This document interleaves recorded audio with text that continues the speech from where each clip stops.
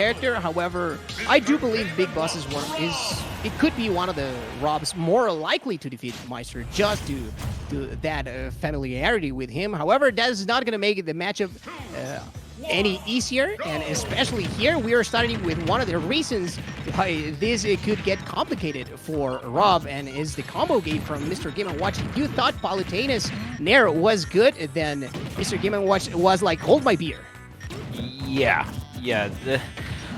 that Nair's gotta be one of the best Nairs in the game. It's crazy because my opinion of Game & Watch Nair just only gets better. Like, you know what I mean? Yeah. It's just like, yeah, it's broken, and then like, you know, another month or two goes by, I'm like, dang, it's more broken than I thought. Like, it's just that move is so good. Like, I remember just talking with other players too, just kind of arguing like, what's Game & Watch's best move? Is it the up B? Is it the Nair? And it's like, I feel like it's the Nair. Yeah, his combo gain is absolutely insane, and that's the reason why Maister is the best in the planet with this character, because he takes it further than everybody else. And he didn't get the KO with that, and being very aggressive as well. Edge guarding Rob, no easy task, and yeah, still having some whoop, but not for long, because that backer as well, very active, of course, is gonna interrupt, and Maister had to work for that edge guard, but he in the end got it, which I don't feel like we get to see every day versus Rob. Oh yeah, absolutely. And one common theme that we've been seeing throughout this Central America bracket is the punish game is on point today for a lot of these players. We see so many players just get one opening, one hit, and the damage just starts flying. The advantage state is just wild. Yeah, and talking about advantage state here, BigBoss being forced to burn some fuel because he is trying to land here, finally gonna get a combo, but the gyro is not in play, and that is Rob's main tool for control on stage, because, well, of course, even though Mr. Game & Watch can reflect that, he cannot absorb it and take it off play. Let's see if Maister has, well, another trick on down his sleeve for dealing with that. Oh, look at that. That's the classic, just dragging him down across the stage. That also is a way that you might think, yeah, is this character DLC or what? Yeah, good thing Game & Watch is floaty too, able to slide off the stage. The backer again off stage when it sealed a deal.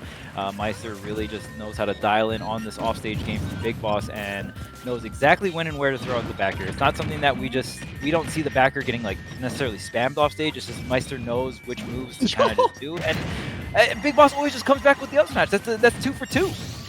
Yeah, knowing how to deal with that, the chef, is extremely important. Getting the punish game here. Oh, he was trying to send him to the future. We do call that El Futuro here in Mexico, because that just sends you wherever you're not going to find yourself anymore.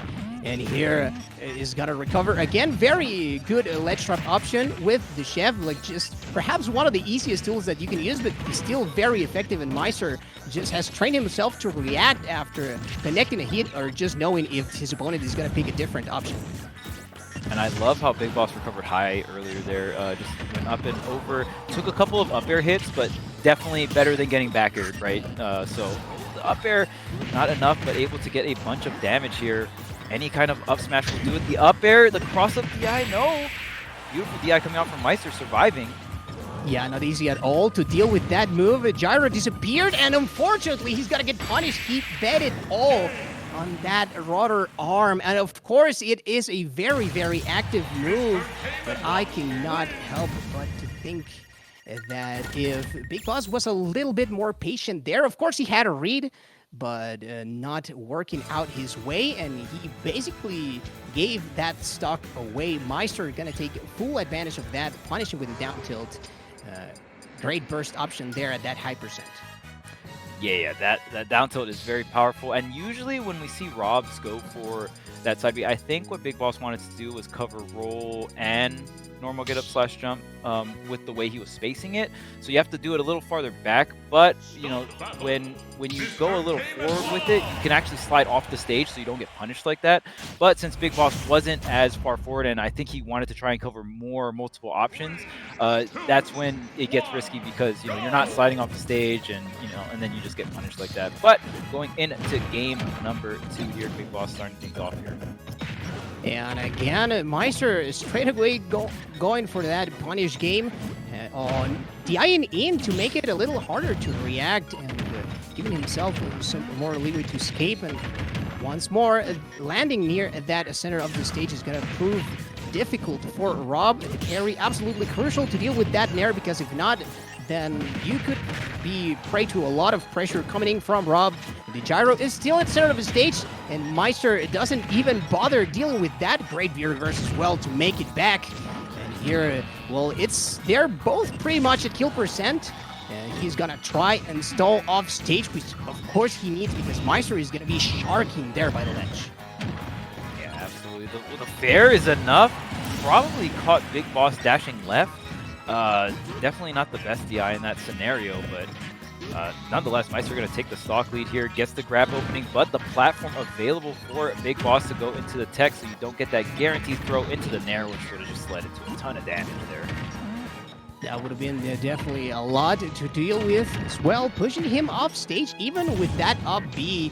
Extremely good option, just reminding me a little bit of like how Sonic edgeguards sometimes, and he overextended on that punish. You definitely have to be very aware of which moves of Mr. Game & Watch you can punish, because there is not a lot of them if you do not know the exact timing. I think that it was more like desperation coming in from BigBoss rather than not knowing that he had that option. Oh yeah, absolutely. That time Maister just throwing out the triple back air. BigBoss couldn't do much and just kind of got hit by that third one. Gonna get the edge guard here. Maister is what a commanding game number. It just starts at game number 2, up 3 stocks to 1, and we are racking up the damage, rage or no rage. Just look at all of this damage, and the back air almost connects, and the reversal up here. That's funny. Yeah, Maister really dominant here, as you said, not even needing the fabled Avatar state that we did saw versus, I believe, Shiny Mark yesterday. Those 7 up smashes are so in a row in neutral that we're not seeing that today. Okay, we are? Are we? Yeah, the smash attacks are starting to come out here. There's the up B to just stave the pressure off, and forward air. I love how Maister sets up these forward airs too. He'll set them up pretty high, and then come in with the grab or jab, or just like even a forward tilt too. Oh, the up B, yep, try to catch me, but here's the key. That's right, those burst options in the air, reminding us of characters like Bowser even, but Mr. Game & Watch, of course, is going to have that disjoint on that key, and very fast option as well, and the fact that he can act out of that up B is crucial, and we did see BigBoss try to punish that earlier. He was just a little off the timing, because like on the first game, we did see him jump and try and go for that upper, which was beautifully DI'd by Maister. But he needs to be very spot on with those kind of punishes, because if not, then he is gonna get reversaled real quick.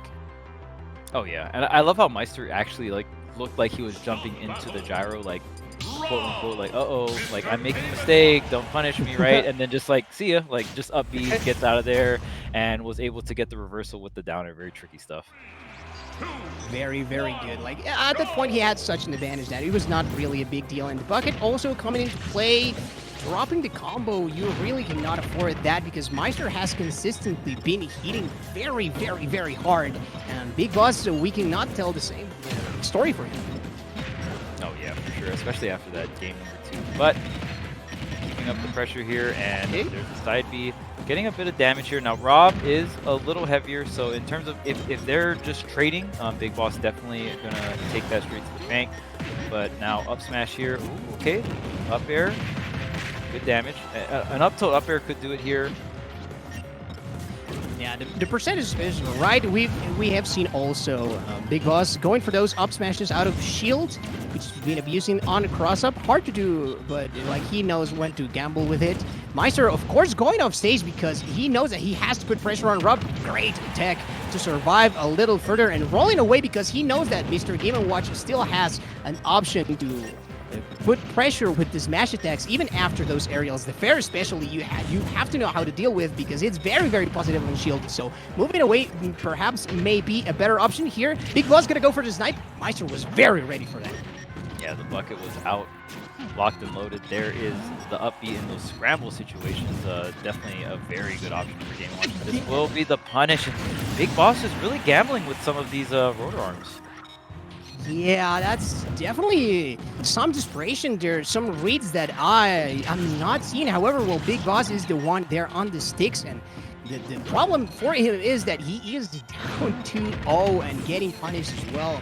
Meister definitely looking to put him into that last stock. Finally, with the Nair. It's not something we see every day, but it's not that uncommon. So, good option there to punish for I'm sorry, for Big Boss. But again, you cannot come unprepared versus Mr. Game & Watch because he's got to punish. Oh, he was trying for the Nair again. Maybe I think that he did other aerial whenever he did the up B, but that pressure, we've seen that setup from Meister before.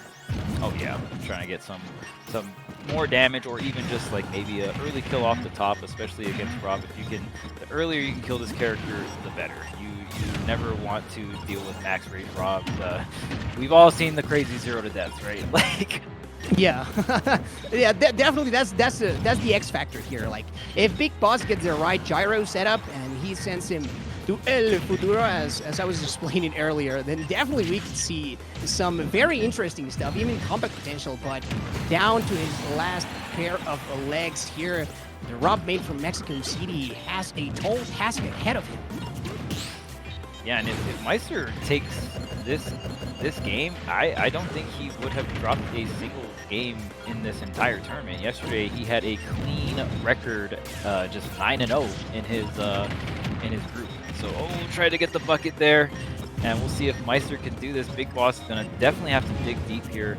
I feel like Big Boss definitely kind of reaching in these certain scenarios, and Meister just always ready to punish any overextension from the rotor arms, right? Rotor arms is a very broken move, but there is some lag to it too, right? So you got to be very careful. And Meister, this punish game, look at all this damage.